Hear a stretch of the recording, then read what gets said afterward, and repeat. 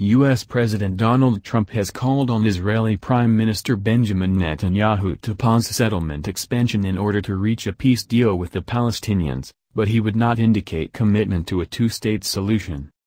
The United States will encourage a peace and really a great peace deal between Israel and the Palestinians, but they have to negotiate it themselves, Trump said at a joint press conference with Netanyahu in Washington, D.C. on Wednesday. Both sides will have to make compromises.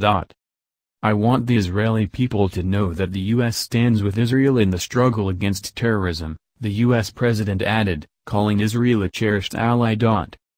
Israel has no better ally than the U.S., Netanyahu said, and the U.S. has no better ally than Israel. The Israeli PM praised Trump's commitment to resist slander and boycotts of his country in international bodies, and said both Israel and the U.S. are under attack by one malevolent force, radical Islamic terrorism.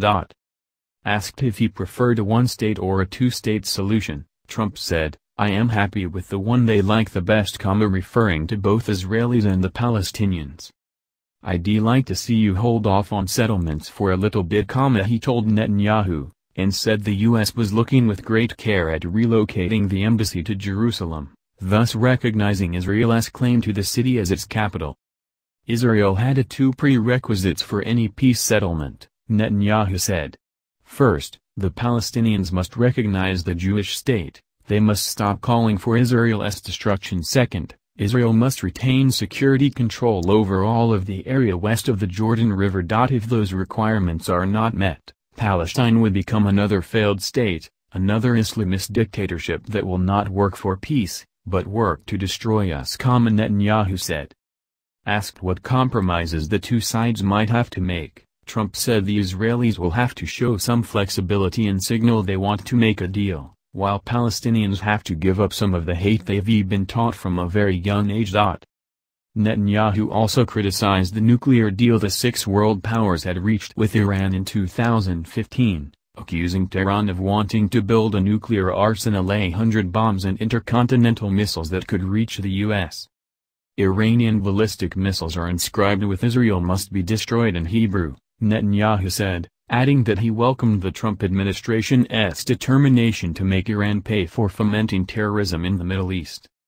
Efforts by the Trump administration to review the nuclear deal were spearheaded by National Security Advisor Michael Flynn, but he resigned on Monday amid accusations that he misled administration officials about his talks with Russian diplomats during the transition.